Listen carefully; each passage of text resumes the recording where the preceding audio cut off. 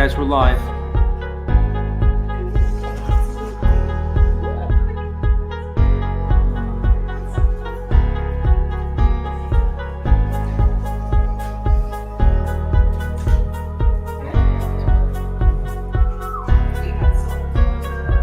Guys, we're live.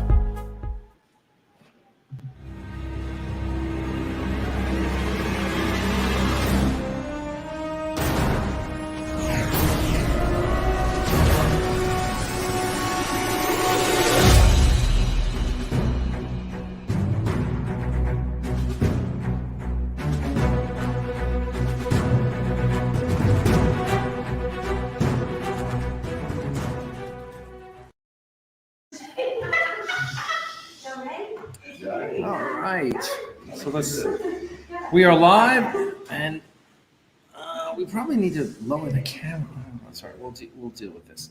All right, Mark, you're up first. You want me to go first? Yes. So hey all, let's see. How's the? Let me check the comments. How's the sound sounding? We are not muted. I'm not hearing anything. So oh, you know what I got to do? I got to change the export. I've got, as my audio expert sits down. Let's just. All right. Hold on, guys.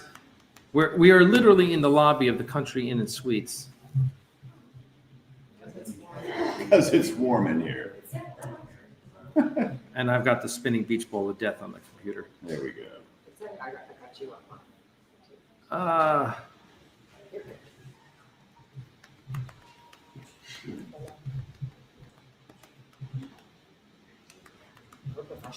We're Here we go. pros, yo. Output is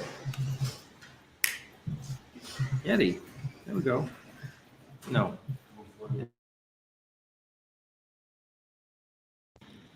All right, how's that? Built-in output is built-in speakers. Input is the Yeti, and we should be good. All right. Now they're cutting off your head. Now my head is completely cut What off. Hey, everyone out there, how do we hear it? A little echoey, but I doubt you can fix it in that room. No, we probably can't fix it. I'll just set up some sound paneling just now. Yeah, let's do that. Yeah, I know we have this nice fireplace behind us, and sound is 5 by 5. Okay, good. That's good. Oh, woof. How's tilt it up a little. The I'm camera. still getting- No. Yeah, can you push that handle down? He's locking. I'm not sure which one this Then is. Mark will get it. Mark will get it. Hey, boy. So we are. We've had. There you go. Perfect. There you go. There we go. There. Yes. Now. Is that too high? Too much headroom? No. I think that's good. Although you're the tallest one. How about if I just change my computer? No. Oh no. That was funny. Doesn't work that way. That's funny. I'm just gonna move that. So, hey, I'm with Mark Edward Lewis, editor, post-production supervisor, co-director, co-producer. I think we're stopping at 4 titles. Enough. No more. And we have others here. Crystal's off camera over here. She'll be on since she's our COVID compliance officer. We'll talk a little bit about that. We're trying to rouse JG Hertzler from his he was probably sleeping by now. You know, he's an old man, and so am I for that matter. But we had I know, man. We had a. I will say that the only thing that went wrong today, that I know of, maybe someone put out fire. The only thing that went wrong today was the plastic badge holders for our crew badges have been delayed. Oh. So we're not going to have those. That was the big loss today. Right. So I'm like, okay, that's a good day. When good. Amazon screws you, and that's the worst thing that happened. That's pretty good. You're in good shape. So we got and Mark you got in late. Mark missed all the work. Mark arrives at just in time to get the free meal at Burritos. Yeah, at the Tex-Mex place, which was. How was your meal? It was good. I know that was good stuff. Really good. I actually had it. Well, I invited you, but you were sleeping, and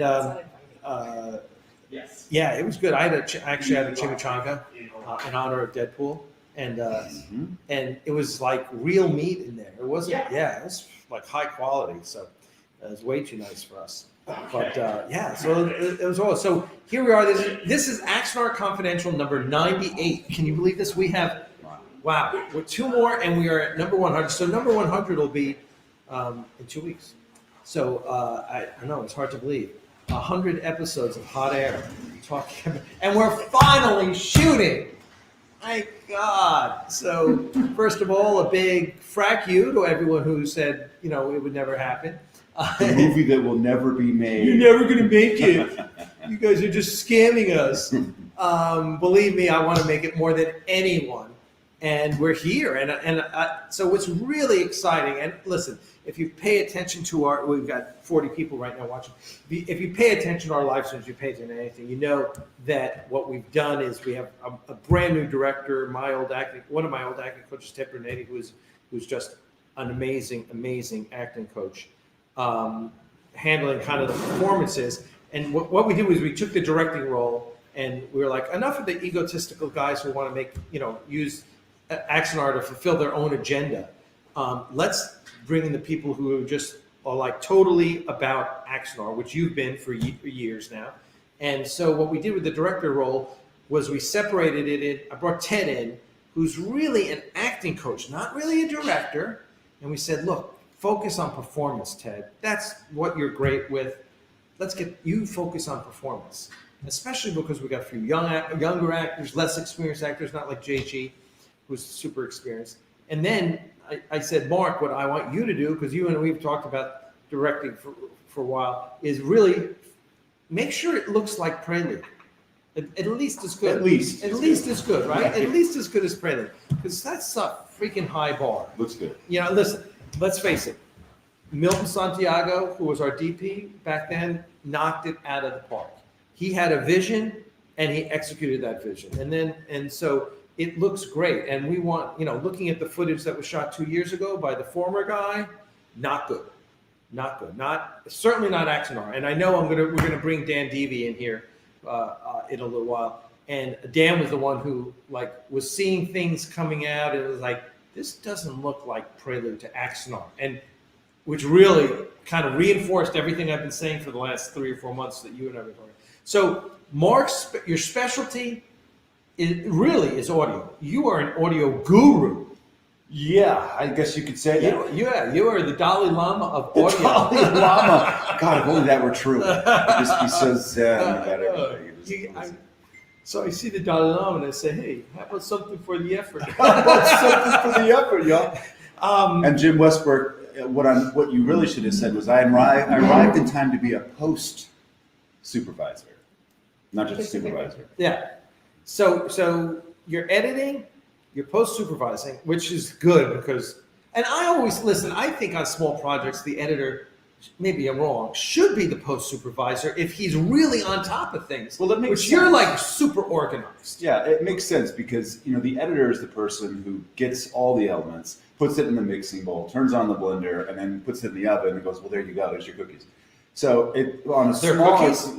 Well, there will be. Okay. Oh no, maybe they're Easter eggs. It's one of those. Some celebration. All right, good. So, for the editor to be able to kind of stay in track, keep things organized, manage the visual effects, manage the color correction, manage the sound, manage the music, and not necessarily be the one making all the creative calls, but definitely when the director or whoever the producer says, we want to make changes, it's like, oh, I know where all those are. I know how to do it. Or right. I know how to mobilize these people. Like in the case of Tobias, I can go to Tobias and go, well, we need to add a D7 here that's doing this, and to make it, work with the prior cut. Here's what we need to do. We did this on the trailer, the last trailer we did with the former guy, and there were some shots that we really wanted, and we got down to the cut, and it was like, gosh, I wonder if Tobias could make us something just to fit. He's like, oh, yeah, sure, of course I can. Good. And then we have these beautiful, if you know that trailer, there's this shot where a D7 is coming into camera and firing at the Ares. And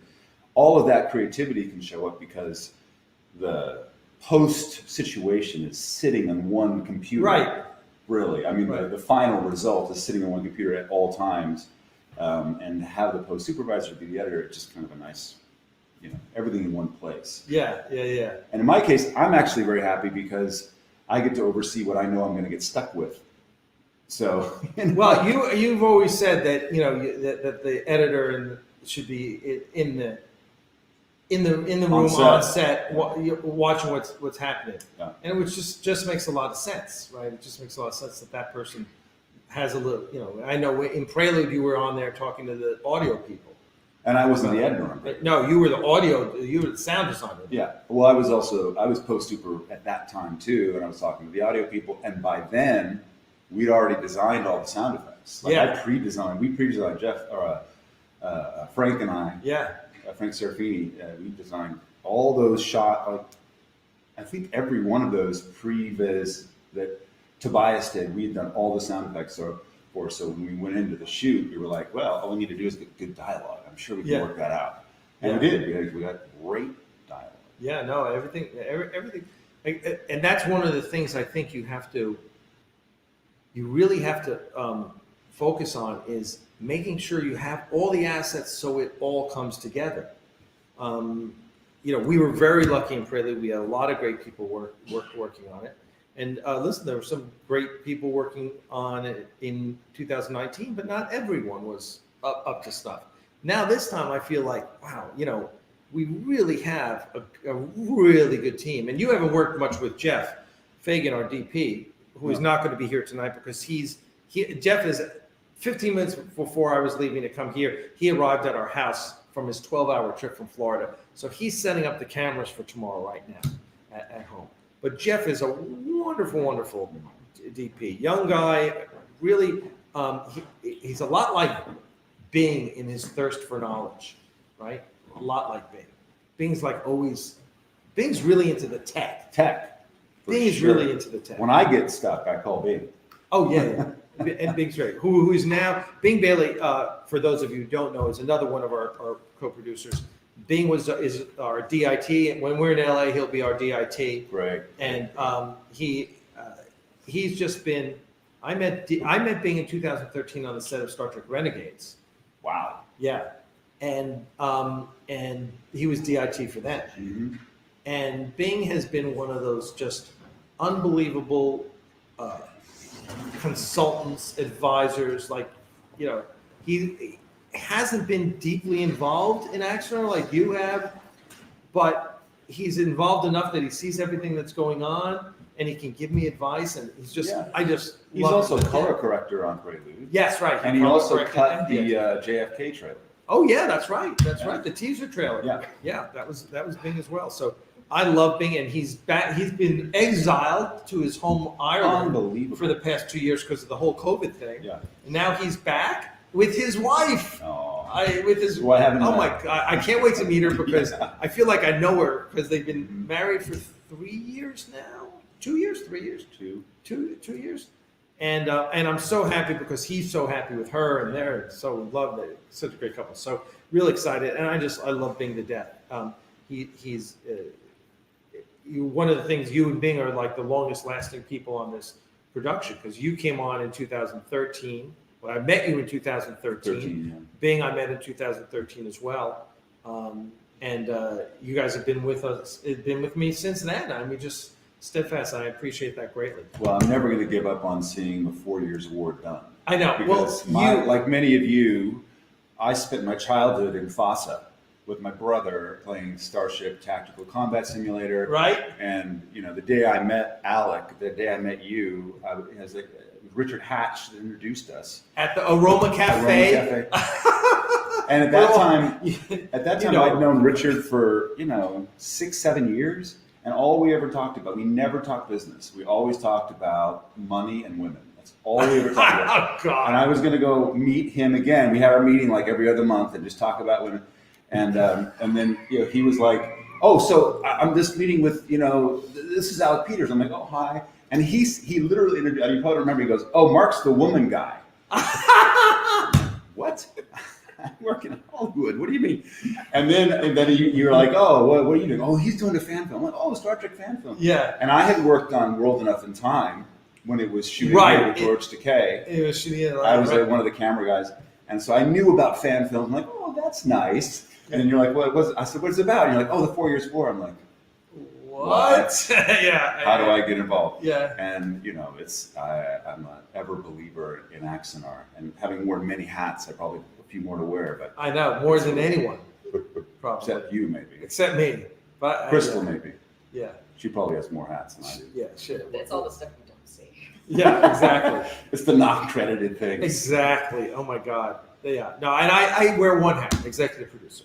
And that means you do a lot of things, but I know there's a certain other fan film executive producer whose name must be in the credits 12 times. It's like, oh, well, I was a painter. And I was like, oh God, dude, you're just executive producer. Just give it up. That's what you need. So, all right. Well, listen, we got other people we're going to bring on. It was Mark. When was the last time we saw each other? Like 2019. in person.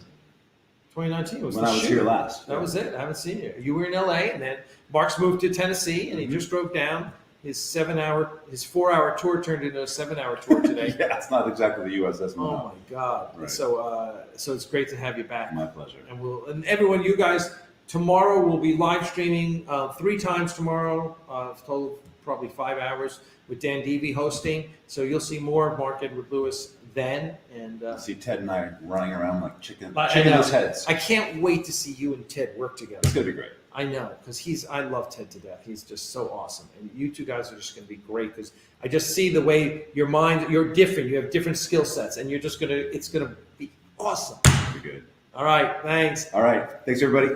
All right. So next we're going to bring on, I better bring on JG Hertzler next because he might fall asleep. It's because it's 9 o'clock. It may be past. Come on over here. What? He already fell asleep. Try to make your way through all the cable. Yeah, we're gonna. That's not going to be easy. Here you go. There we Let's go. go. All right. All right. So here we go. Oh, John's sporting the new. There he is. The new USS Hercules hat, which will be on sale. Don't put your this finger week. at me. Yeah. It's a little thing. A little Yeah. thing. So, John, how you doing? I, Good to see you again. I had actually. Notre Dame. I had- Really? You wear that to be interviewed by a Trojan? I coached at USC.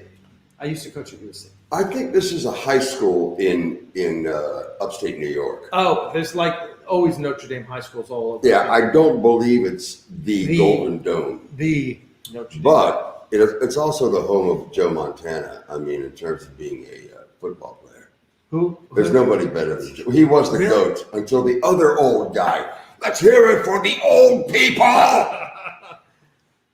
Define old. Tom Brady. Tom Brady. I know. Brady. Holy crap. I mean, I want to hate the guy, but geez. How can you do it? I mean, it's like hating your No, grandfather. He's he ain't that old. How old is he? 39? 72. He's not. He's a year older than me. I remember where I was when he won his first Super Bowl. Holy shit, 20 years ago. Where was that? We were in the building that we passed the other day on the. Was it you? Who was Here? it? Dan and I passed the building. I said, I used to work in that building, and 20 years ago, and it was down in Peachtree Street. Here. Oh. Anyway, Hmm. so hey, it's good. They did a good job with the trim job. So this morning, Left a little thing here. A little problem. I got to you fix need tomorrow. me. I can bring my Please electric don't. or Please don't. we'll let Crystal do it. Well, she's probably pretty handy, but do that. But, Well, I don't know. I don't trust her with scissors myself. But- No? No, that's more because of what I love that's more me. scissors, man. Yeah. So we sent out John to the barber shop across. Was it across the street? Did you go to the one across the street, or did you? This find was it? a fantastic find. Yeah. I believe it is a barber shop of the first order. I had Godfrey Bell was the barber's name. Godfrey Bell. Godfrey What a Bell. great name. He was Jamaican man. Oh, okay. Godfrey. Godfrey Bell. Oh, He who doesn't- was the 7-Up guy? Jeff. Oh no, is that Jeffrey? Jeffrey. Godfrey. Jeffrey. What is his last Yes, name? yeah, that's a pretty good impression. Yeah, he was way Holder? down. Was it Holder? Jeffrey Holder. Holder, That's Jeff- his right man. Oh my, 7-Up. Oh yeah, that was the commercial. The 7-Up. Uncola The man. Uncola. Oh my God, that was bringing back. That's for again. Sorry, all you youngins. That's us old people. Remember, when he was, who was also wasn't he the one guy who was the bad guy in Live and Let Die?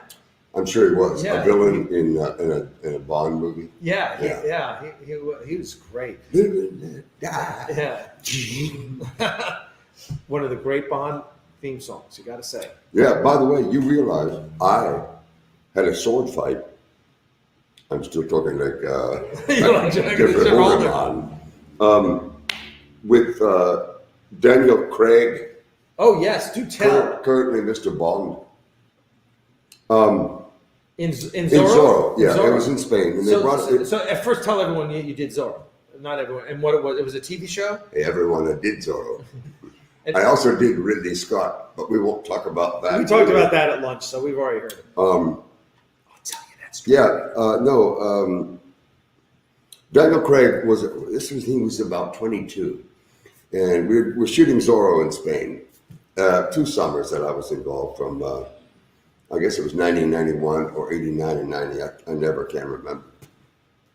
But I think the air conditioning is causing me a problem. I hope I don't have a problem tomorrow. Oh no. I don't know how to turn it off. I What, push in your all the room? buttons. Yeah. Oh, we'll talk to Melanie.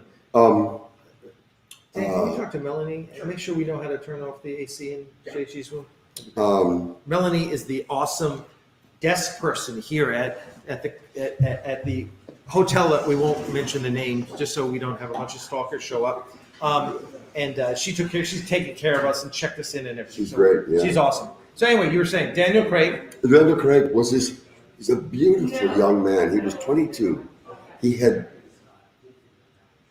a ponytail down to the middle of his back, silver hair. I mean, his like platinum blonde hair. And am I distracted at all? Yeah, a little bit. But the director was English. Oh God, I forgot his name now. Not the director, but the producer, camera operator, and director. Anyway, he was English, and he would bring a lot of actors over to fill in spots in the show from England. This young man, Daniel Craig. Yeah, You had a sword fight with him. I mentioned it earlier, though. Daniela Craig, the guy on Saturday Night Live. I forget who did the role of. On the Sean Jeopardy Connery. game. Yeah, Jeopardy game. Sean Connery on Jeopardy. Daniela Craig, please. The sexiest man alive, forgive me. Anyway, so I had a sword fight with him, and then I had to get. Then I left that episode. I had to go somewhere. Anyway, I had a chance to fight with Bond, and I lived to tell about it. There you go. Yeah.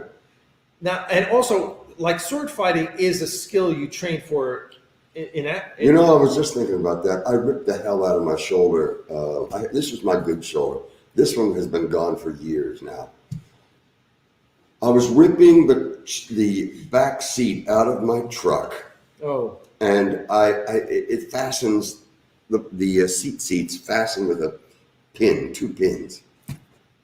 And I said, I'm not going to F around with them right now. I'm going to get rid of them. I'm going to rip them out. And I went, boom, as hard as I could just to pull that pin loose with a carabiner. And I had pain in my shoulder like I've never had. Oh. And even my very conservative doctor said, your shoulder's messed up.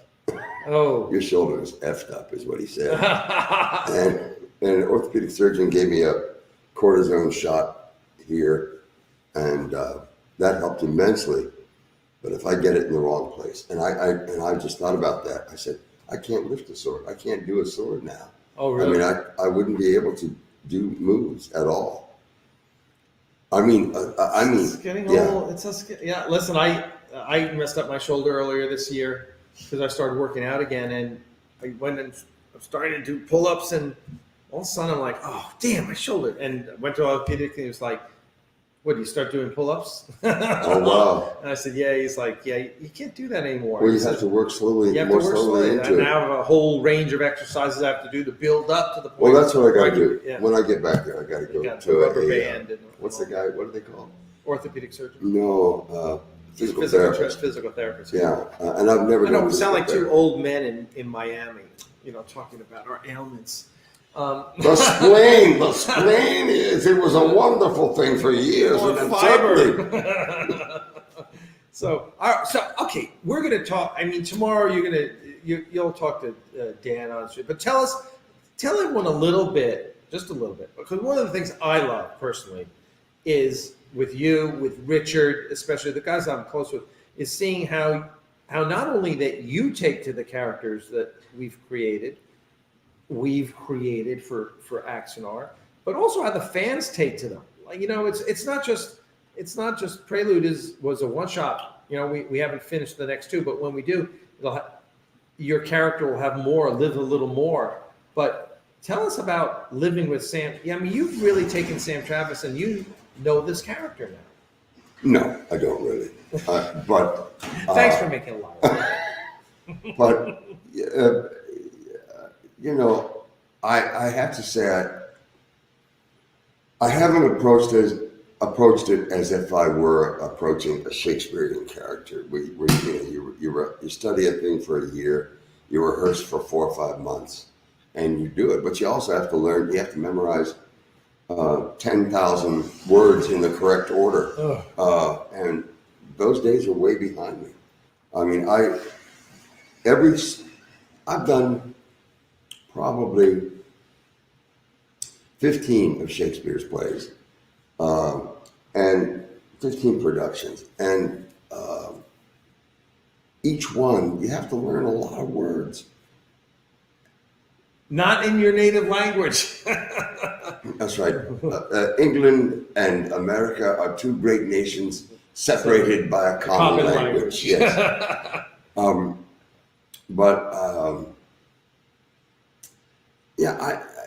Travis is interesting, and I read a lot about Chuck Yeager, I think is what you're referring to. Yeah. He seems to me, because Chuck Yeager was basically a high school graduate, I believe. I don't think he went to college right away.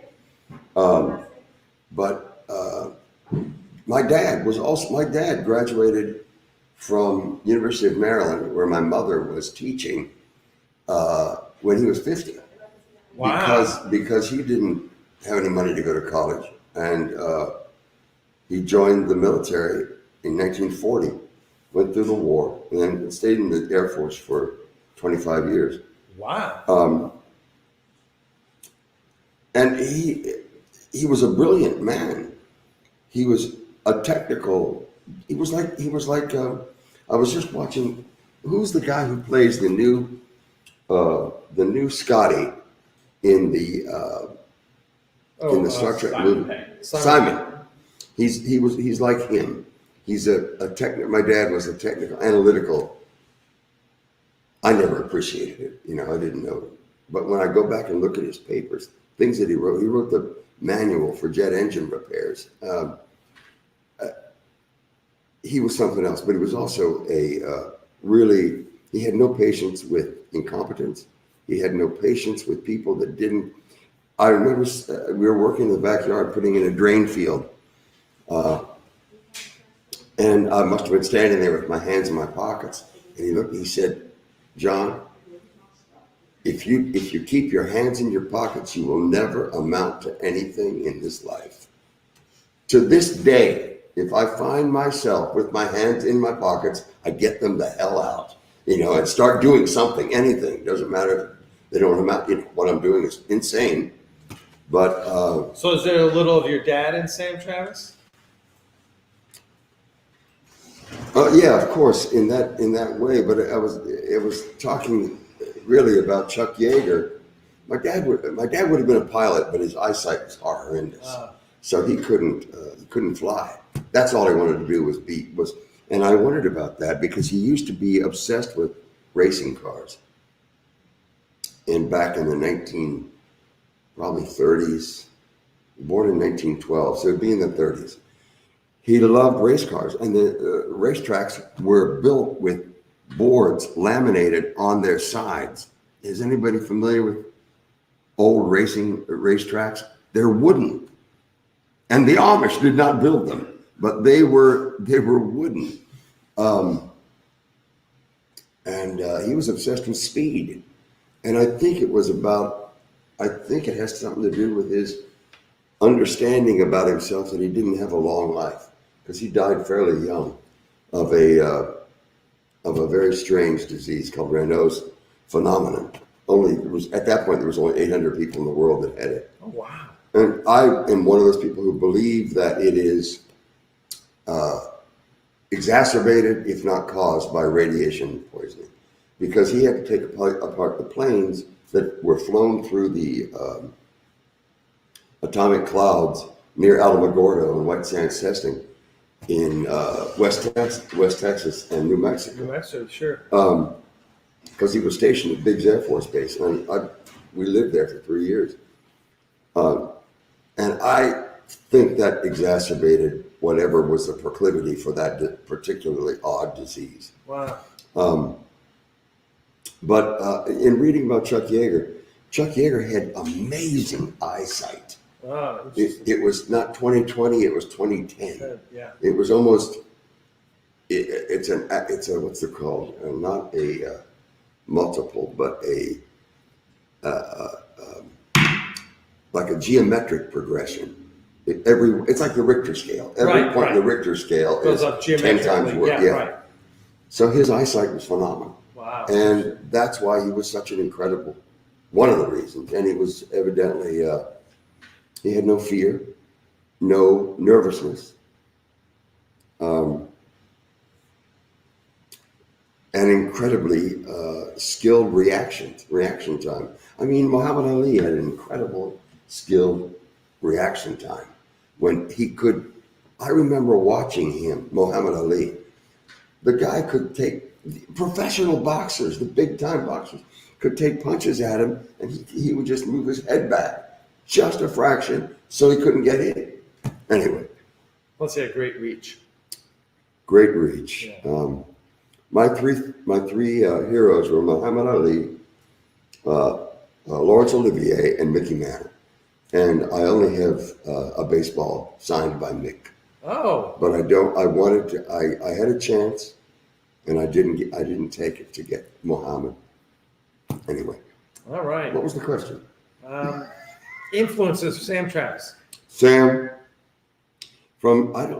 he was from West Virginia. He wasn't from. I thought he was from Texas. He was from West Virginia. Oh, he was a transplant. Yeah. Well, I think I think he went to Officers Candidate School in Texas, OCS, for the Army Air Corps, because he flew in World War II fighter planes, and he flew in Korea. I think he flew in Korea too. Yeah, he was one of the. I think he shot down either 5 or 10. I can't remember. 5 or 11 planes in one day. Wow. In one one battle. Wow. One air battle. Well, 5 planes makes you an ace. Well, he was an ace. Yeah. Well, Yeah. that's we have a question. I'm finally getting to it, Steve. From Stephen Ross, gave us a super chat, and his question is: on Lower Decks, what was it like doing bleat dialogue in a Trek series? Fantastic. You could suddenly curse like hell, but it's fabulous. But I guess, I got bleeped a few times. And Lower Decks, there is some talk of reappearances of a couple of characters. That'd be good. Also, want back up. Vance Major, want to thank you for your super chat. Thank you, Vance, the godfather of Star Trek fan films with over 100 fan films. We'll have to do it. Did you meet Vance in Las Vegas? I'm sure you did. You must have met Vance Major in Las Vegas. He was one of the guys we brought out for the fan film for the Fan Film Festival out there. And I'm sure he went over and said hi. Was that in the 20th century? I have no memory of about half hour ago, let alone, Prelude was. You mentioned, Mark, that it was 2014 when you guys met. 13. 13. Yeah, I was wrong. It was a little earlier. Yeah. When did we do Prelude was 2014. Uh-huh. Yeah. So You have a good memory of some of it's that. a long time ago. Yeah, man. that's 7 years ago. That's 7 years. Like 7. So, all right. Well, we're gonna let you go up to your room, get some sleep, And go back to bed. Go back to bed. We'll see you in the morning. You know what's playing on TV that I was watching? What? Star Trek, the one with Nero. The 2009. It's fabulous. Yeah. It's fabulous. You like that one? I'm enjoying it immensely. Good. Thank you very much. Good. You say that as if I'm doing something wrong. No, you like that one? No, I like that one too, but a lot of people don't. And knowing your feelings of discovery are not the best. Hey, you thought, well, maybe he doesn't like that one either. I'm surprised you Disco Very. I don't like. I think that's why I'm to have that Disco Very, or it's disc. What? No. The T-shirt say Yeah, the disco. T-shirt. It says disco. Disco on the front and Very on the back. Is that what it says? Yeah, it pisses me off.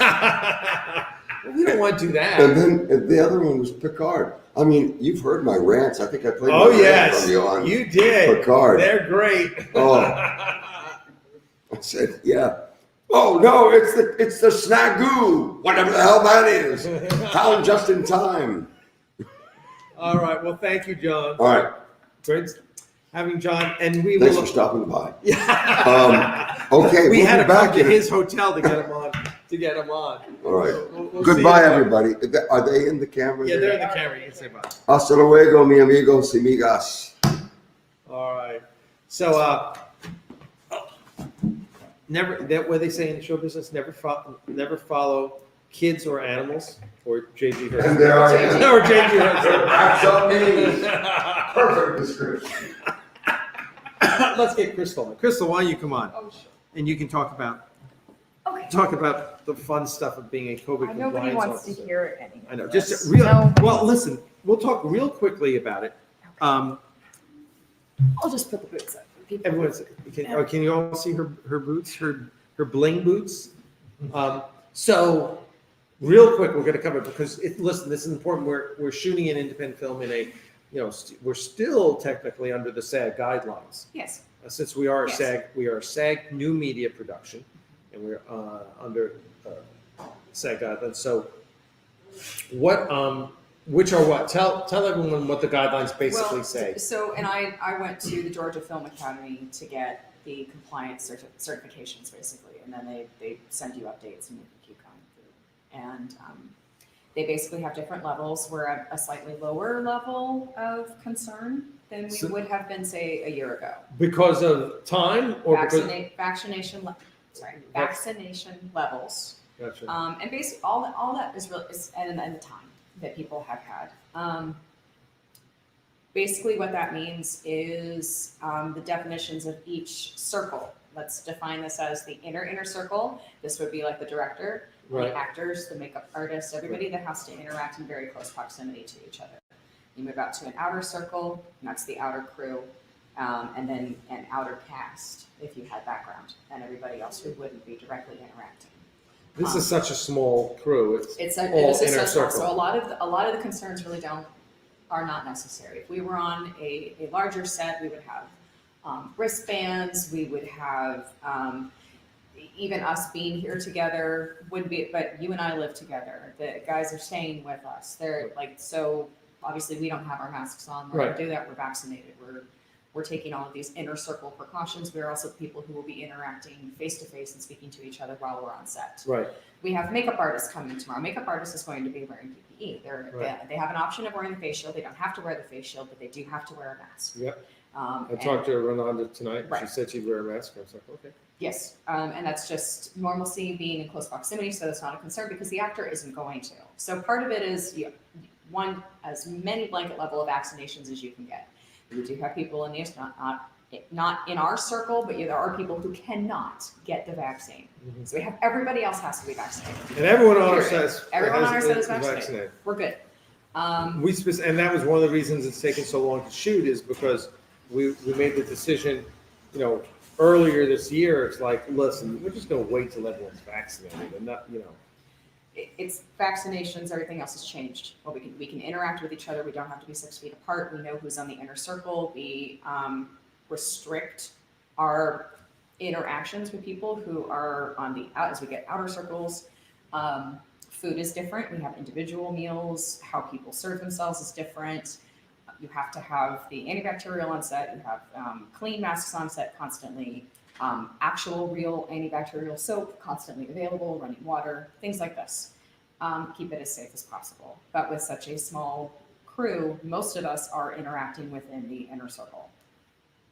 So, hence making sure everybody was vaccinated. right.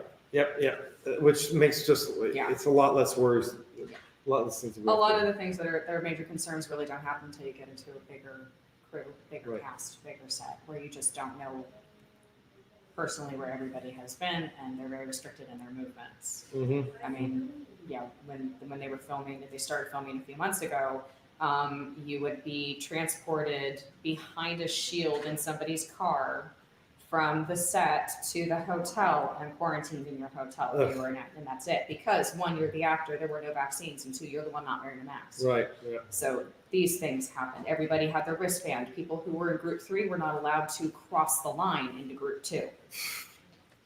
Only one person on set was never allowed on set because they're the person running errands off set. So they have to sanitize everything that they have, and they have to bring it to somebody that they're particularly interacting. This one person they're interacting, they're dropping everything off, whether it's food or something that's needed on set, Right. something that they had to go pick up. They're people who are doing transportation, never leave the car. Everybody was quarantined in every single layer, Yeah. and only the people on the inner circle, the actor would have no mask during their performance. And the actors on a lot of these movies that you see coming out now, they have their premieres now. Actors were quarantined together, and they were quarantined for several months together on one location because they were the ones interacting without PPE on. Right. That was it. Yeah. Vaccination is certainly It's helping, help. but it helps if everybody gets it. Everyone needs to be vaccinated. Don't give me your excuses. I don't want to hear them. I definitely don't want to hear them because I hear them. And now that we advertise is that Stogie? Stogie was supposed to be producing. He was like, I was in the wrong stream. he was probably managing tomorrow night's stream. No, Stogie. Stogie. I told no pot before you have to produce a show. We love Stogie. He's our second favorite stoner after our foster cat. We have a foster cat who's definitely stoned. He's Kevin Smith, the cat one, Oh yeah, if Kevin Smith was a cat, he'd be Oreo, our foster cat. 100%. Like always stoned. But he's a great cat. So, all right, cool. Well, tomorrow you'll be on set all day tomorrow, part of the safety meeting, and then you'll be making sure everyone's masked, and I've already laid out the hand sanitizer and Your close proximity interaction, even if it's somebody that you're staying with, you'll see the interactions are a little bit different. You don't have to maintain 6 feet of distance between the directors, the actors, and everybody else. It is an inner circle, and that's okay. besides we all had dinner tonight. Again, you're dealing with a personal inner circle, Yeah. and that comes down to basically being quarantined together or Yeah. going through all of the same mandates Well, together, and which it's we did. Right. All right. So there you go. Thank you. That's it. There you go, guys. Now you are smarter about Pouring part over. you're smarter about how it works on a set. All right. So now I'm going to bring on Josh Irwin. Josh is our BTS director. Josh, let's see, time check. Good. We're doing well. Josh, you may know. Hopefully, you know Josh from Avalon Universe. He's the creator of the Avalon Universe fan films. He's located in the middle of fracking nowhere. Arkansas, is it called? I live in the only part of Arkansas that actually is civilization. Is it? Yeah. That's why you had a convention last week. So, right. so, Where Voldemort showed up. yeah, he was there. Wow, how we mighty talked to fallen. him. But it was like, you've got Arkansas, and if you've ever seen the Beverly Hillbillies, Most of Arkansas is that, and then there's like this one little corner where a guy built the biggest retail outlet in the entire world. Amazon? It was in Walmart, and the world headquarters of Walmart is like a mile from my house, Bentonville. And I work across the street from the home office of Walmart. Okay. At Insight Studios. We do product on white photography and product showcase videos and all kinds of fun stuff. Oh, you need to see. I needed you to come over and set up my product photography at the studio, because There are all kinds of little tricks maybe to it. Sunday yeah.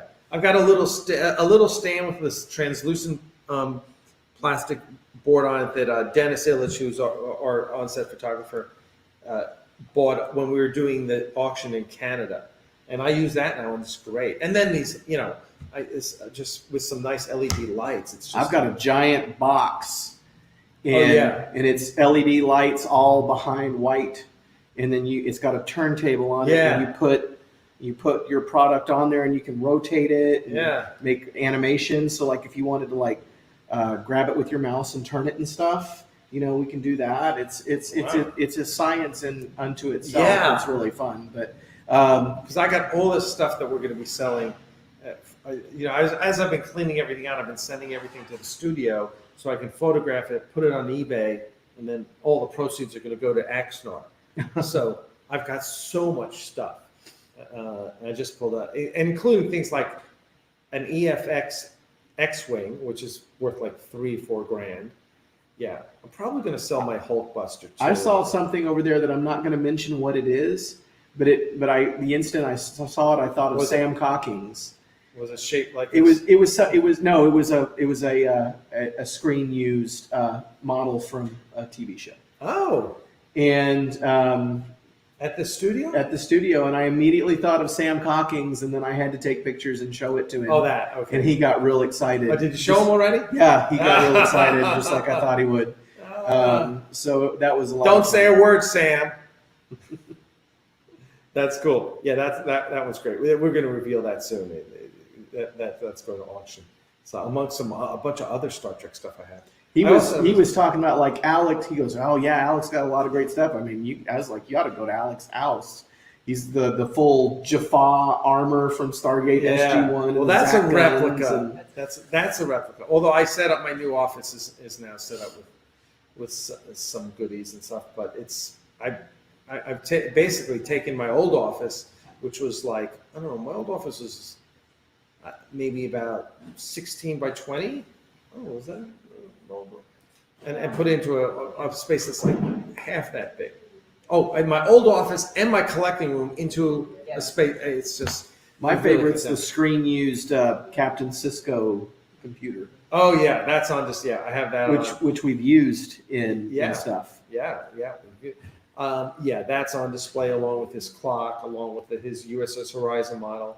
I probably have the best Cisco collection in the world. It's my favorite captain. Yeah, mine too. And thankfully now we are all. How about you, Dan? Who's your favorite captain? Oh, I can't pick a favorite. Come on, don't give it. DS9 is my favorite series. Okay, good. I can answer that very easily. And Cisco's not your favorite captain? How can that be?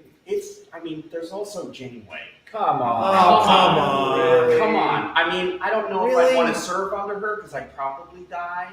But she carried that entire show. It's just tough. For me, it's not even close. Really? Cisco's my favorite, and I'm real excited because we have Warren Hawk on Avalon Universe, which is like the closest thing. The closest thing to Avery So Brooks. I love it. It makes me really What's your excited. favorite captain? My captain? I've never picked one. You never picked a favorite No, captain? I've just always gone through why I like each one. No, I've never picked one. Ever. Because I had the same. So the three straight guys all like Cisco. The girl can't make up her mind, shocker. And the gay guy likes Janeway. I mean, Jesus. Are we just one big stereotype or what? I love it. Oh my What God. can I say?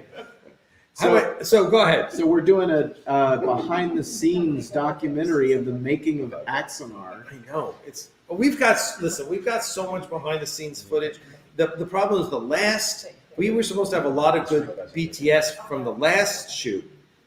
and the guy who's going to direct it dropped out like the week before, and that just kind of so the guy who's shooting it wound up kind of directing it, and it just didn't work out very well. We got a lot of footage that we use on YouTube and such, but not the stuff that we want to use in the Blu-ray. So this time it's just a lot that we're going to be a lot more efficient at what we do. Well, for me, the exciting part is that I think it's a really neat story. And, with our films, with Avalon Universe, we've gone through a lot of adversity. I mean, this year was our most prolific year. We released 5 different projects. But at the same time, we endured the most adversity. And I told people, especially with indie film, adversity is something that is baked into the process. There's no getting around it. Oh yeah, it's always going to be a part because you're dealing with volunteers. You're dealing with people you're not paying a lot of money. So they may take another job at the last minute. Mm-hmm. There's all sorts of things that go on, or lawsuits, or COVID, right, or whatever, or unreliable people. I know that's a shocker. And to me, the process has always been, you encounter adversity in filmmaking that can be at all levels. And a lot of times people will hit that adversity and then they will give up. Yes. And that's why a lot of films don't get made. And the reason a film will cross the finish line is because you encounter that adversity and you overcome it. Yeah. And overcoming that adversity, no matter what it may be, that's the skill of filmmaking on a low budget indie level, in my opinion. And, I've never been sued or anything like that. We've had our share of adversity. I have a buddy that I talk about all the time who's more skilled at that than me. But it really is the skill of indie filmmaking is about overcoming adversity. Oh, yeah. And I'm really excited to see. But that's life. Listen, how that unfolds. Yeah, listen, you have to treat life the same way. Life is an ocean. There are always waves. And the only question is how you ride them. That's it. And filmmaking is the same way. If you think it's going to be easy, please pick another profession. What's interesting to me is that there's a lot of criticism for like you're doing this or that, but the fact of the matter is you could have given up on this years ago, and you're still doing it. You're still trying to find a way to make it done. Yeah, and I probably have $200,000 in the bank that I wouldn't have spent on this. Right, and so it's like, for all the criticism, it would have been so easy to give up long ago, and you haven't. And here we are, we're going to film tomorrow. And no matter what, that is a victory. Oh, yeah, absolutely. And I think it's also good that we're doing a one-day shoot. It's like, we're trying to make this a great shoot, do everything in one day. We got the BTS with you. We got Dan doing the live stream. We've got a really kind of a newish crew, and now we got Ted and Jeff Fagan's our TP. So let's do proof of concept, do one day, knock it out of the park with JG and Raj and Rob, and then we'll go to LA and do 3 days. And by the way, $5 super chat from Mark Lawrence, one of our longtime volunteers from LA, who says, "Hey guys, I'm still laughing at myself for getting the dates mixed up. I'll be ready for February." Mark's in LA. Mark Lawrence is in LA. He helped us fulfilling Perks way back in 2014. He's awesome. And I got an email from him today, and he's like, "Hey, Alec, just tell me what you need me to do tomorrow." And I'm like, "You're in LA." What do you? And he's like, I said, "We're shooting in LA in like January, February." He's like, "Oh, I thought you were coming out." No, Mark, you would know if you were coming out because you were awesome. I think that, well, one, JG, he's having spent the day with him. The guy's nonstop Amish jokes, and he's just a committed actor. He loves the craft. He loves entertaining. He's entertaining everyone who's around him the entire time you're around him, from the minute he wakes up to the minute he goes to bed. He did nothing but entertain us all day. Oh yeah. And my favorite part of today was he took an hour to sit with a young boy, an African American boy, who said, "I want to be an actor." Right. And he sat there and he mentored this young man and talked about, this is what you need to do to become an actor, and this is what acting is. And the guy was like, "Well, what do I need to do next?" And he was like, "I know a guy who teaches acting at Rutgers University. His name is Avery Brooks, and you should talk to him." Yeah. Who does that? You know what I mean? That's amazing. Yeah. Well, John's a great guy. He's a very genuine person. And then you've got Mark directing. You've got an immense amount of ability and a guy who just knows what he's doing. Yeah, Confidence listen, there. it is all about it is all about the team. I say it about Prelude. It's that we had a great team. That's why it was great. And people love to give me shit and say, "Oh, you take all the credit." I never take all the credit because anyone who's in filmmaking knows it's all about collaboration. It's true. It is total collaborative effort, and your great films are great collaborative efforts. I'll tell you, we were talking about independent filmmaking and the struggles we go through. In so many ways, the struggles that good independent filmmakers go through makes them so much better prepared than, you look at if not knocking them, but if J.J. Abrams or if Steven Spielberg, if something happens on set that's big enough that it gets to them, what do? They throw money at it. Right. They don't have to work. Oh, what? A volcano blew up? All right, just fly everyone to the next island. We'll shoot there. Yeah. It's just, you throw money at it. You're making a $150 million movie. What's another? Call up the studio head, tell them we're going to spend $10 million moving the location. Right. And that's it. And what do? We're like, okay, can we add a volcano into our movie? Right? That's all right. That's how you solve the problem. Oh my gosh. Can we stay ahead of the lava flow? This last film that we did, Agent of New Worlds, we had to cast we went through 3 different actors for one part. And so when we got to the final actor, we couldn't bring some of the other actors back to shoot with them again. So it's all reverse angle syndrome with these actors talking to each other that were never on set. Yeah. And you wouldn't know it to watch the film. It's just like you do what you got to do. Shatner and Montalban were never on the same set. It worked for them. All right. Well, listen. Thanks. We'll look forward to working with you tomorrow. Thanks for coming down. And out there, make sure you check out Avalon Universe on YouTube and the latest episode, Agent of New Worlds. Mm-hmm. And because it's a great fan film series. It's one of the best ones out there right now. So thank you, sir. All right. So last and definitely not least, but certainly most fabulous, is my good and dear friend. I can say that we've only been together like 4 days.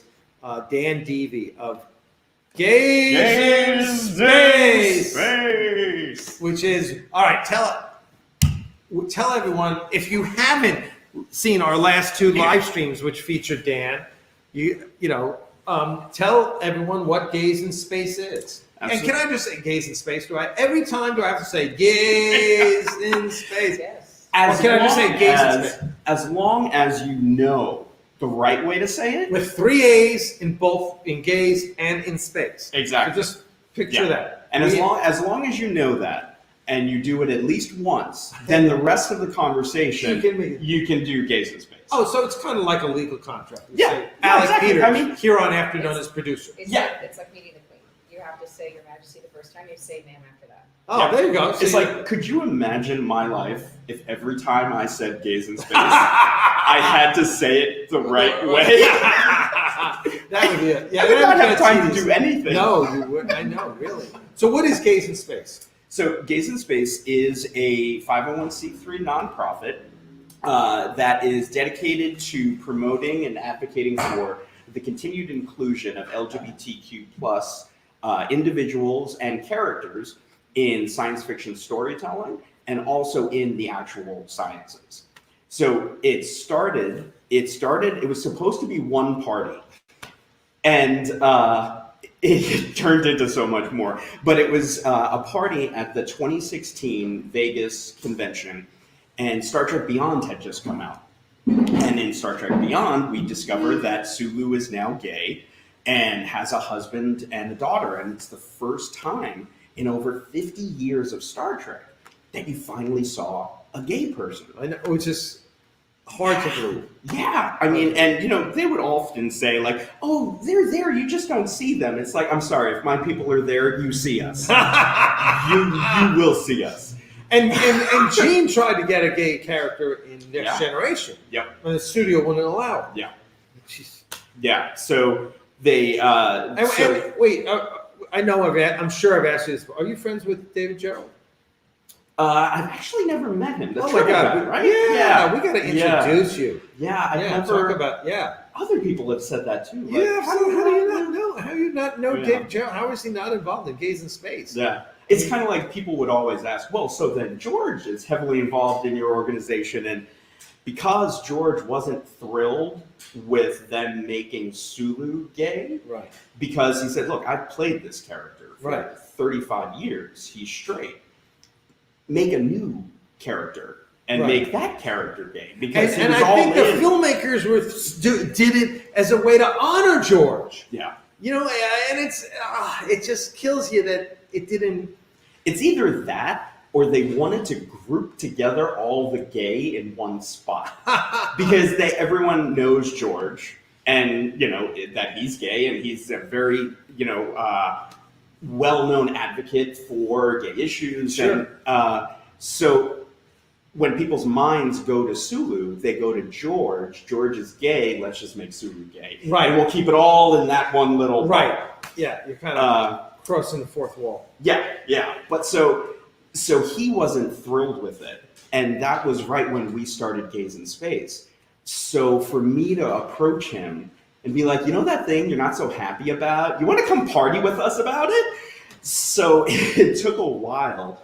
But just recently this year, George came by while we were doing a convention upstate. And he took some photos in our Rainbow Tribble booth.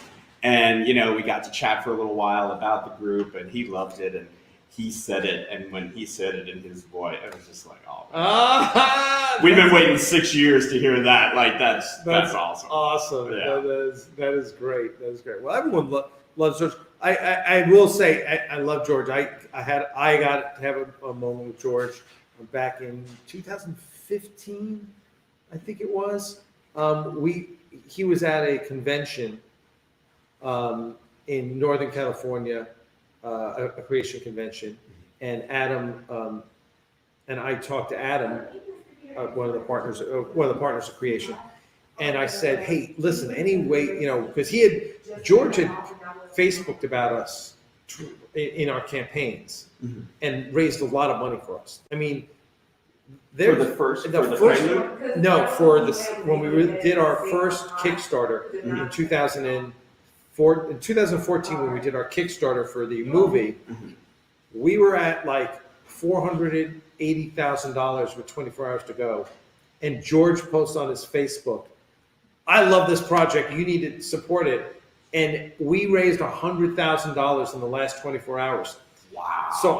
So we go to this convention and I was like, look, Adam, I'd love to be able to thank George for that.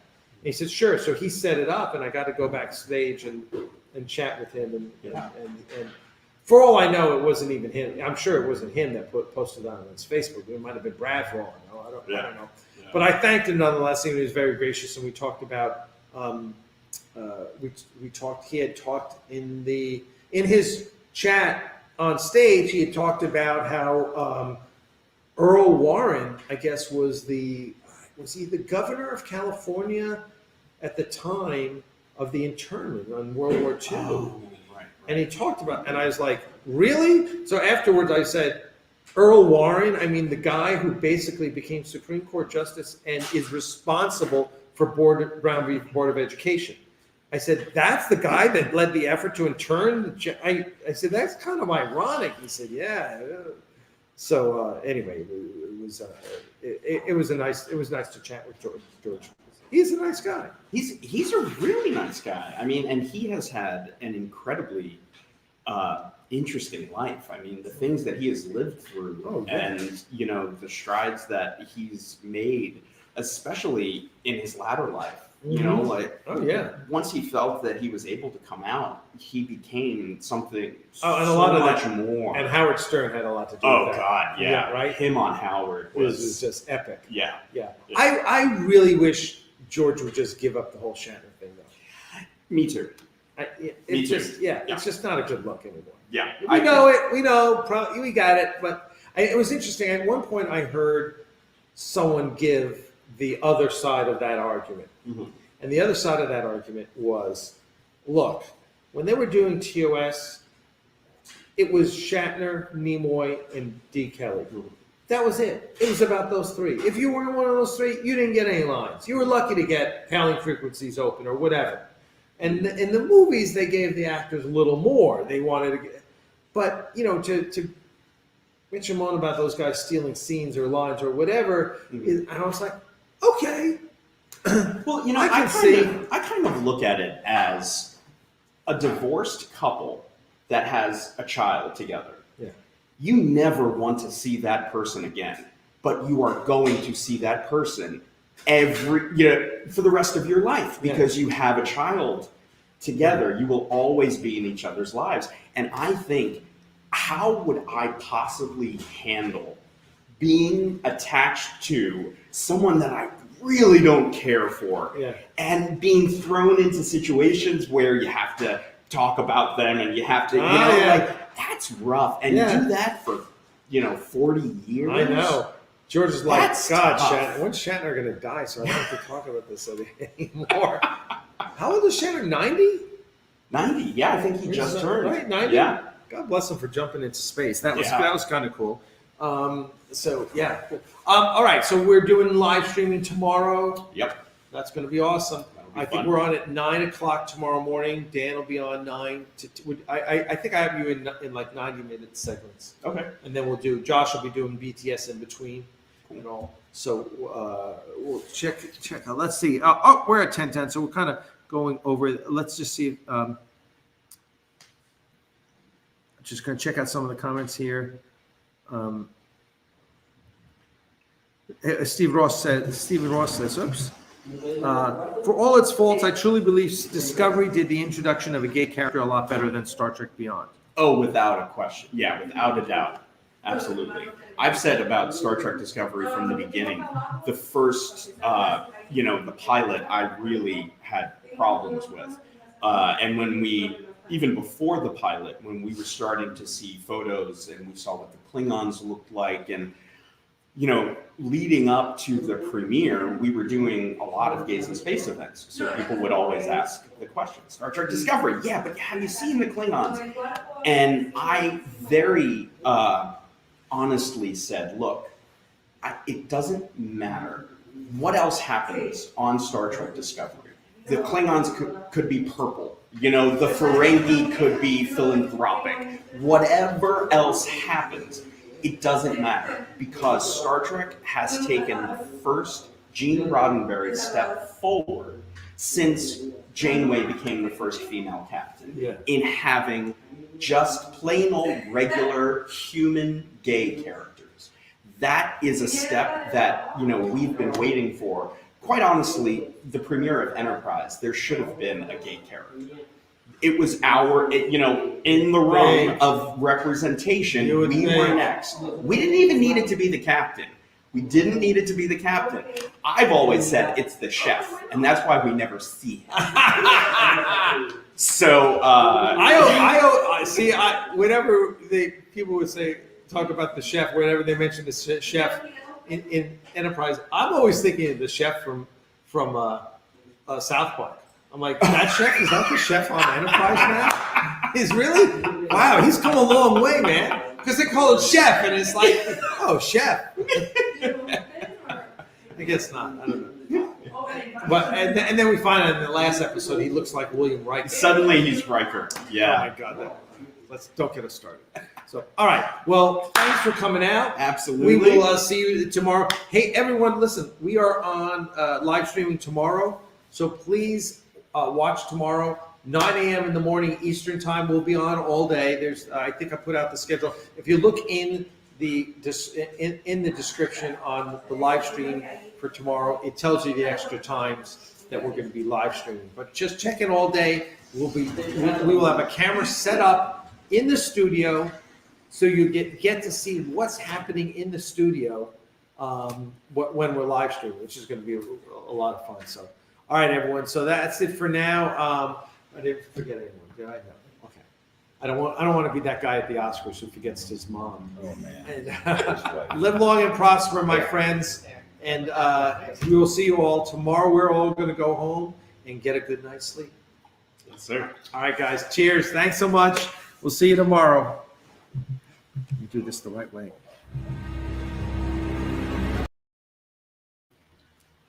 Well,